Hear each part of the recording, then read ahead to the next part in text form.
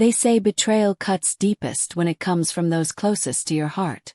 And for Claire, that truth became her reality on what should have been just another ordinary Tuesday morning. This is a story about trust broken, friendships shattered, and how sometimes the universe has a way of evening the scales in the most unexpected ways. So settle in, because what you're about to hear is a tale that reminds us that karma doesn't forget an address, especially when real estate is involved. Claire had always been the kind of woman who believed in loyalty above all else. For 12 years, she'd built a life with Michael, her college sweetheart. They weren't wealthy, not by a long shot. They lived in a modest 2-bedroom apartment in the suburbs, the kind of place where you could hear your neighbors' conversations through the walls. Michael worked in sales, always chasing the next big commission that never quite materialized. Claire worked as a property manager for a small real estate company, handling the day-to-day headaches of tenant complaints and leaky faucets. It wasn't glamorous, but it was honest work, and she was good at it. But the centerpiece of Claire's life wasn't her job or her apartment. It was her friendship with Vanessa. Vanessa had been Claire's best friend since high school. They'd been through everything together: bad breakups, family drama, career struggles. Vanessa was the maid of honor at Claire's wedding. She was the first person Claire called when she had good news. They had weekly coffee dates that were sacred, unbreakable. Claire trusted Vanessa with everything: her hopes, her fears, her marriage struggles when they arose. And that trust, that would become her biggest mistake. Over the past year, Claire had noticed Michael becoming distant. He'd come home late from work, his phone glued to his hand. He'd become secretive, defensive when she asked simple questions. The warmth in his eyes had been replaced with something cold, something absent. Claire confided in Vanessa about all of it. Late-night phone calls where she'd cry about feeling invisible in her own marriage. Coffee dates where Vanessa would hold her hand and tell her, "You deserve so much better. You're too good for him if he can't see what he has." Claire thought Vanessa was being a good friend. She had no idea Vanessa was taking notes. It happened on a Saturday morning in October. Claire had just finished grocery shopping when she walked into her apartment and found Michael sitting at the kitchen table with a folder in front of him. His face was stone. No emotion, just cold determination. "We need to talk," he said. Those 4 words that every spouse dreads hearing. Claire set down the groceries, her hands already beginning to shake. "What's going on?" Michael slid the folder across the table. "Divorce papers. I've already signed them. I need you to sign too." The room started spinning. "What? Michael, what are you talking about? We can work through whatever this is. We can go to counseling." "I don't want counseling, Claire. I want a divorce." "But why? What did I do?" Michael looked at her then, and for just a moment, she saw something like guilt flicker across his face. But it was gone as quickly as it appeared.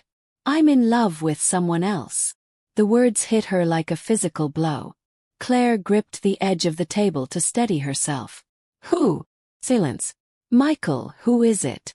More silence. And then the sound of a key turning in the front door. Claire's front door. But she hadn't given anyone else a key except. Vanessa walked in, carrying an overnight bag, looking perfectly comfortable, looking like she belonged there. Claire's blood ran cold. No. Vanessa didn't even have the decency to look ashamed.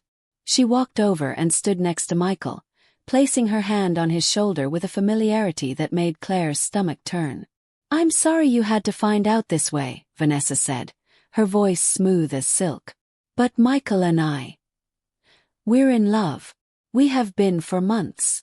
Claire looked between them, her best friend and her husband, standing together like this was the most natural thing in the world. "How long? Does it matter?" Michael asked. "Yes, it matters. How long have you two been sneaking around behind my back?" 10 months, Vanessa answered, tilting her head. "And honestly, Claire, you should be thanking me. I'm doing you a favor. Michael was miserable with you. It is so boring, so predictable. No ambition, no excitement. Just work and home, work and home." The cruelty in Vanessa's voice was like nothing Claire had ever heard from her before. This wasn't her friend. This was a stranger wearing her friend's face. "I want you out of this apartment by the end of the week," Michael said, his voice flat and businesslike. "Sign the papers, Claire. Don't make this harder than it needs to be." Claire's hands shook as she picked up the pen. Part of her wanted to fight, to scream, to refuse. But as she looked at the two of them standing together, she realized something. She'd already lost. The marriage was over. The friendship was over. Everything she'd believed in had been a lie. She signed the papers with tears streaming down her face. "Good," Michael said, collecting the folder. "My lawyer will file these on Monday. You have until Friday to move out." And just like that, 12 years of marriage ended. Not with a conversation, not with counseling or attempts to reconcile. Just cold, calculated betrayal. As Claire packed her belongings over the next few days, she learned more details that made everything worse. Vanessa had been methodically planning this for months.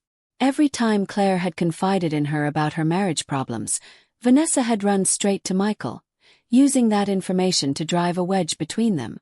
Every insecurity Claire had shared had become a weapon used against her. The coffee dates where Vanessa said, "You deserve better." She'd been meeting Michael right after, telling him Claire was complaining about him, making him feel unappreciated. It was a calculated, systematic destruction of Claire's life. And it had worked perfectly. 3 days after signing the divorce papers, Claire was living in a cheap motel on the edge of town. It was all she could afford on short notice. The room smelled like cigarette smoke and desperation, and the neon sign outside flickered all night, casting red and blue shadows across the walls. She'd taken a week off work, telling her boss she had a family emergency. That wasn't technically a lie. Her entire family structure had just imploded. Claire spent those days in a fog. She'd wake up and forget, just for a moment, that her life had fallen apart. Then reality would crash back in, and the grief would start all over again. She'd lost her husband. She'd lost her best friend.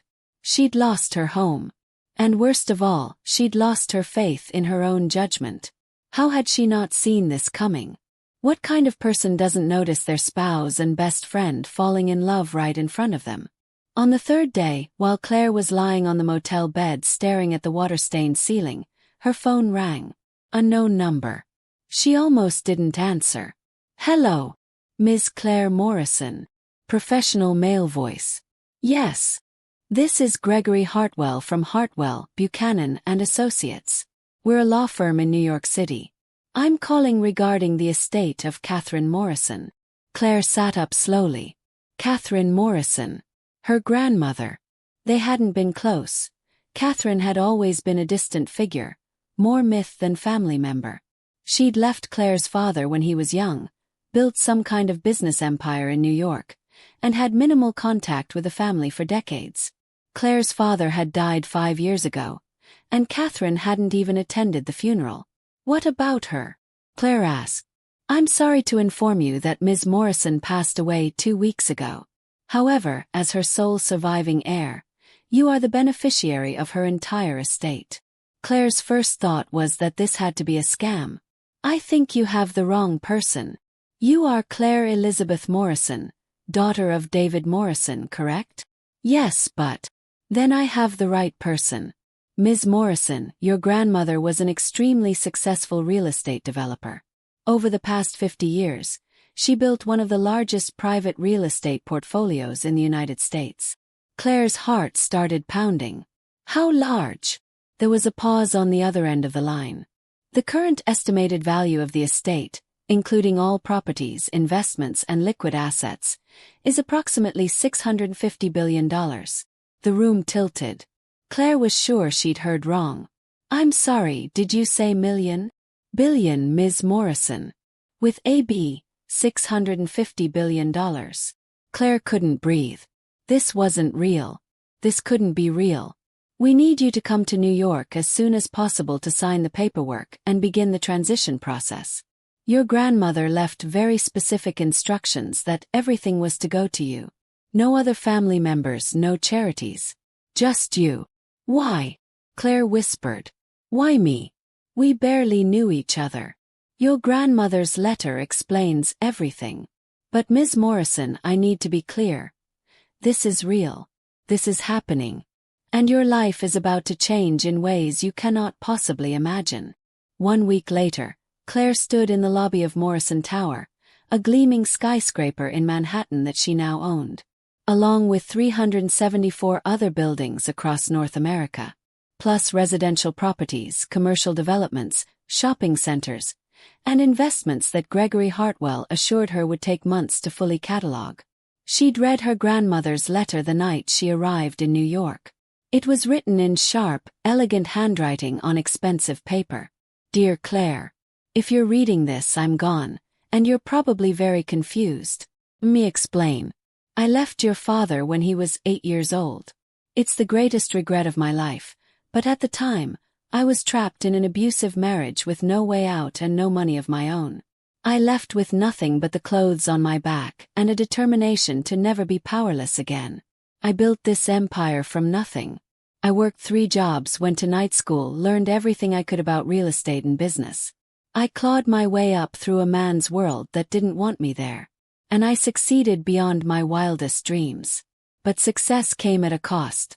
I threw myself into work so completely that I lost everything else, including my relationship with your father.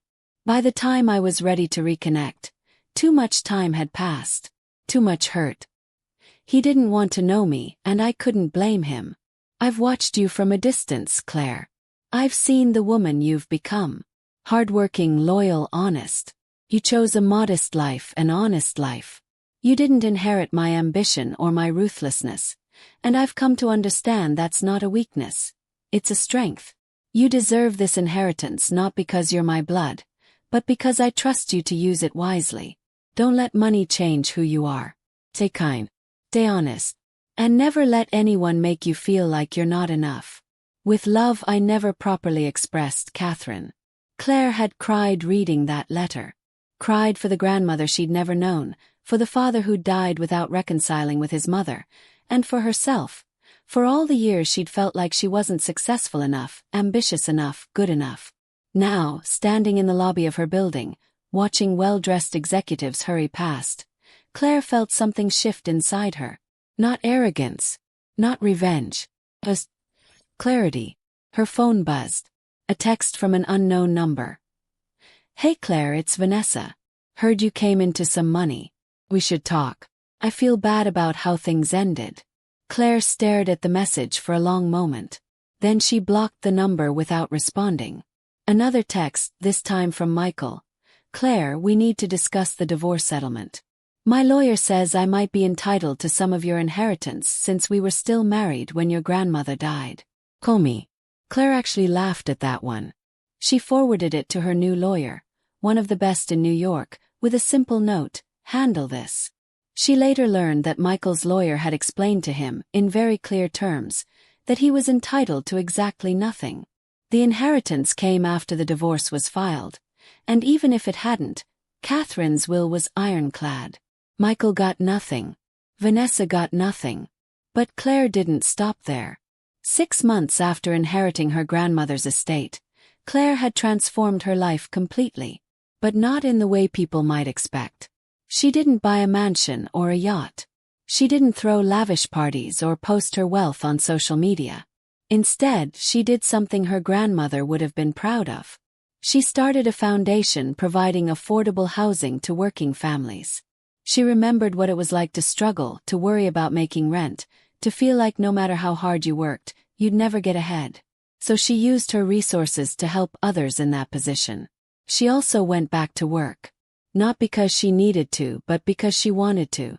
She enrolled in business school, determined to learn how to manage her empire properly. She hired the best advisors, but insisted on understanding every decision, every investment. And she thought about Michael and Vanessa often. Not with anger anymore, but with something closer to pity. Because here's what she'd learned. Michael and Vanessa's relationship fell apart 3 months after the divorce was final. Turned out that a relationship built on betrayal and deception wasn't exactly solid foundation for long-term happiness. Who knew?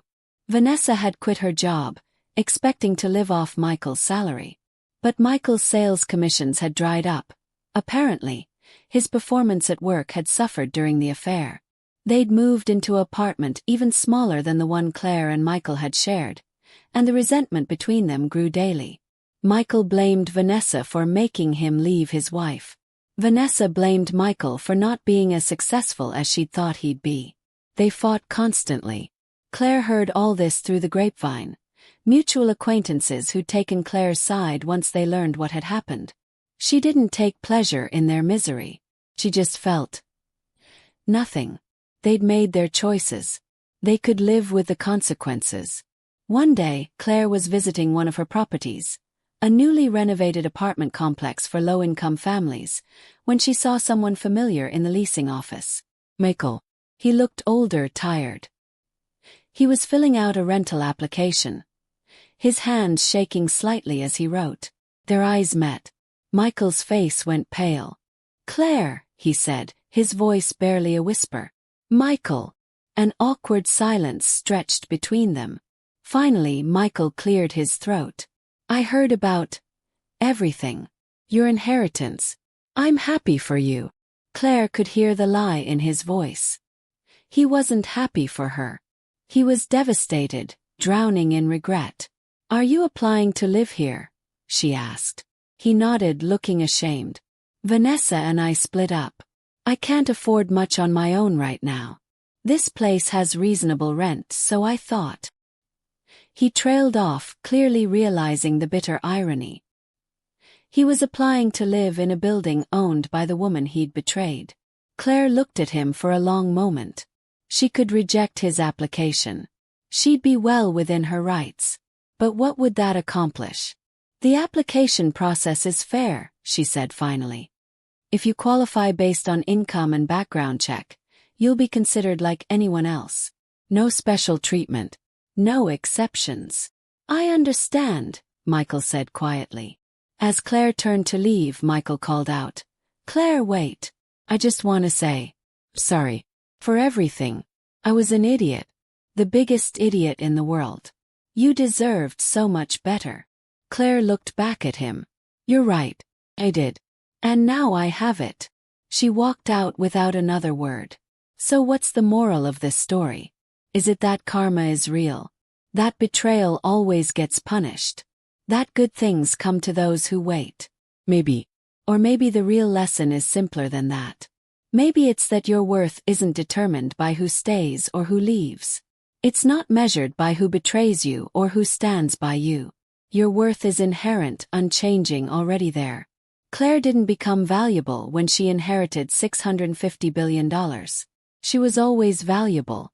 She just finally had the resources to prove it, to herself most of all. As for Michael and Vanessa, last anyone heard, Michael was approved for an apartment in Claire's building. He lives there quietly, paying his rent on time, keeping his head down. Vanessa moved back in with her parents in another state. And Claire, she's building something bigger than wealth. She's building a legacy. One that her grandmother would be proud of. One that helps people instead of hurts them. Because at the end of the day, that's the best revenge there is. Not destroying your enemies, but becoming so successful, so happy, so fulfilled that they simply don't matter anymore. They become footnotes in your story. Minor characters in a tale that was always meant to be about you. Thanks for watching. If you enjoyed this story, don't forget to like, subscribe, and hit that notification bell for more tales of karma, justice, and unexpected twists. What would you have done in Claire's situation? Let me know in the comments below.